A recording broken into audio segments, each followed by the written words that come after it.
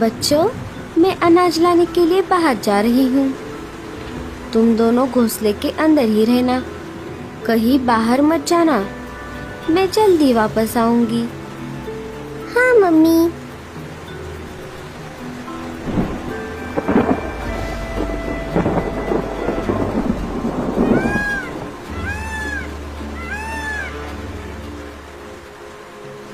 थोड़ी दूर आने पर लाडो को एक शिकारी चील शिकार की तलाश में घूमता हुआ दिखाई देता है।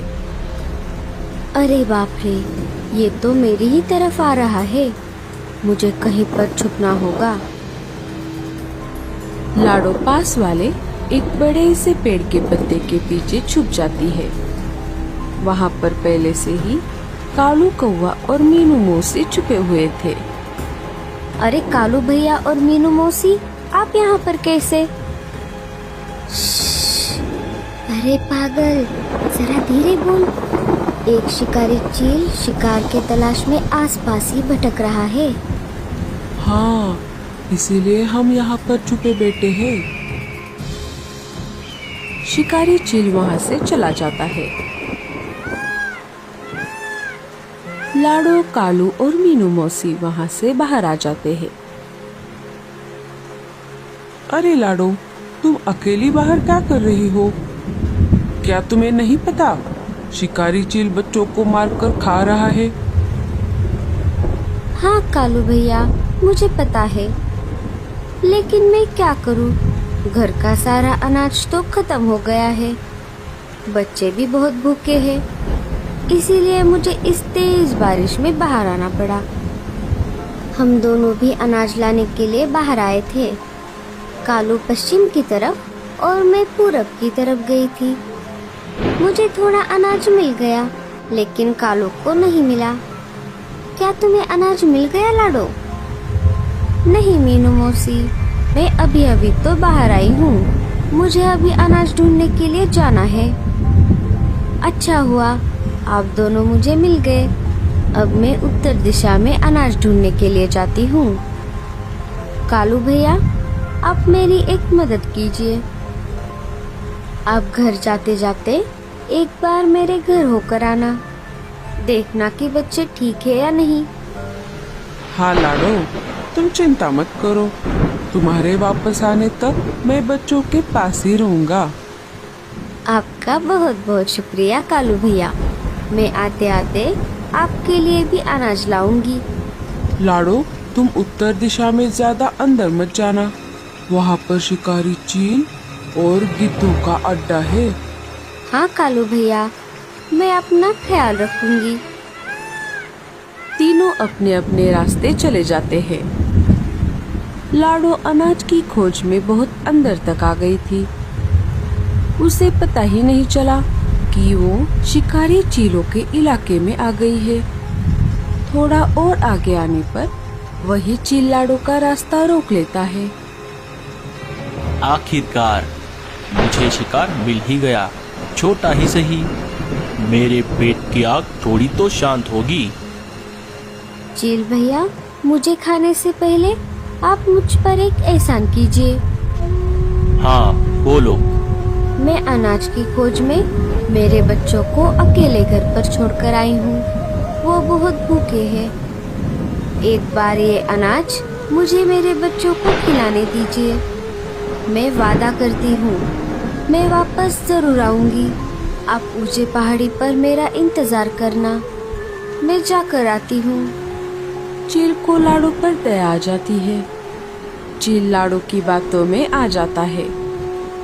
अच्छा ठीक है, बच्चों के खातिर मैं तुम्हें जाने दे रहा हूँ, लेकिन याद रखना, अगर तुम वापस नहीं आई तो मैं तुम्हें कैसे भी करके ढूंढ लूंगा और तुम्हारे साथ साथ तुम्हारे बच्चों को भी खा जाऊंगा। मैं जरूर वापस आऊंगी। थोड़ा अनाज अपने साथ लेकर लाडो अपने घर की तरफ निकल पड़ती है। थोड़ी दूर आने पर एक शिकारी गिद्ध लाडो का रास्ता रोक लेता है। लगता है इस इलाके में तुम गलती से आ गई हो। कोई बात नहीं, अच्छा हुआ आज मेरे मालिक को बहुत दिनों बाद एक चिड़िया खाने को मिलेगी। अरे, आपने थोड़ी देर कर दी। अगर थोड़ी देर पहले आप मुझे पकड़ लेते तो मैं आपके मालिक को मुझे खाने देती। तुम कहना क्या चाहती हो? थोड़ी देर पहले ही एक दूसरे चील ने मुझे खाने के लिए रिजर्वेशन करके रखा है। वो बहुत डरावना और बहुत भयानक है। मैं मेरे बच्चों को खाना खिलाकर वापस उसके पास जाने वाली हूँ। वो मेरा ऊंची पहाड़ी पर इंतजार कर रहा है। मेरे मालिक से ज्यादा डरावना और ताकतवर शिकारी और कोई नहीं हो सकता। अगर ऐसा है तो अपने मालिक से जाकर कह दो। पहले जाकर उस चील के साथ दो दो हाथ करे। उसे हराने के बाद वो मुझे खा सकते हैं। मैं अभी मेरे मालिक को ये बात बता कर आता हूँ। लाडो गिद्ध को भी अपने बातों में फंसा लेती है। गिद्ध वहाँ से चला जाता है। लाडो भी अपने घर की तरफ निकल पड़ती है। इधर कालू अपने घर आ गया था और लाडो के बच्चों की तरफ जाने ही वाला था कि तभी कहाँ जा रही है सवारी? आए नहीं कि फिर से जाने लगे। लाडो अपने बच्चों को अकेला घर पर छोड़कर बाहर अनाज लाने के लिए गई है। वो वापस आने तक मैं बच्चों के साथ ही रहूंगा, ऐसा मैंने लाडो को कहा था। मैं वहीं जा रहा हूँ। बड़े आए जाने वाले। आपने क्या दूसरों के बच्चे संभालने का ठेका लिया है? चुपचाप घर में बैठो, कहीं पर जाने की कोई जरूरत नहीं है। भैया, माँ कब आएगी? मोनू, डरो मत, माँ आती ही होगी। भैया, मुझे बहुत भूख लगी है। बारिश बहुत ज्यादा तेज थी। तभी लाडो के घोंसले में पानी जमा होने लगता है। मोनू, हमें जल्दी से बाहर जाना होगा, नहीं तो हम पानी में डूब जाएंगे। दोनों वहाँ से निकलकर मीनू मौसी के घर आ जाते हैं।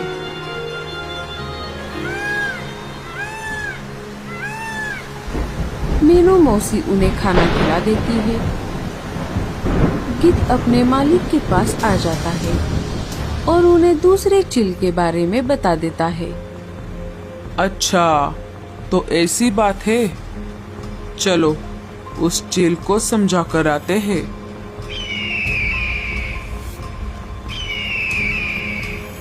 अरे, तुम दोनों कौन हो? क्यों रे चील के बच्चे, खुद को बड़ा ताकतवर समझता है? जरा देखे तो तुझ में कितना दम है।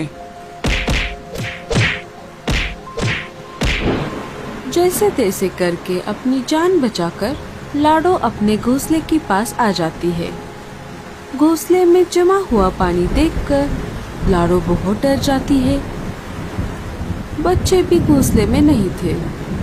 लाडो चिड़िया रोने लगती है। तभी वहाँ पर मीनू मौसी आ जाती है। अरे लाडो, क्या हुआ? तुम रो क्यों रही हो? लाडो सारी घटना मीनू मौसी को बता देती है। जब मैं घर वापस आई तब देखा कि घोंसले में पानी जमा हुआ है। बच्चे भी घोंसले में नहीं है। पता नहीं मेरे बच्चे कहाँ गए। लाडो, तुम डरो मत, तुम्हारे बच्चे सुरक्षित हैं। वो थोड़ी देर पहले ही मेरे पास आए थे। मैंने उन्हें खाना खिला दिया है और दोनों बच्चे अभी सो रहे हैं। मौसी, मैं आपका ये एहसान कभी नहीं भूलूंगी। आपका बहुत बहुत शुक्रिया। कालू भी अपनी पत्नी से आग बचाकर चुपके से वहाँ पर आ जाता है। मुझे माफ कर दो लाडो, गोरी ने मुझे बच्चों के पास नहीं आने दिया। लाडो कालू को भी सारी घटना बता देती है। अब मुझे जाना होगा। आप मेरे बच्चों का ख्याल रखना। अगर मैं वापस नहीं गई तो वो चील मुझे ढूंढते ढूंढते यहाँ पर आ जाएगा और मेरे साथ मेरे बच्चों को भी। लाडो, तुम डरो मत, हम राजा जी के पास चलते हैं, वो इसमें हमारी जरूर मदद करेंगे। तीनों वहाँ से निकलकर राजा जी के पास चले आते हैं। लाडो, तुम चिंता मत करो, हम सब तुम्हारे साथ हैं।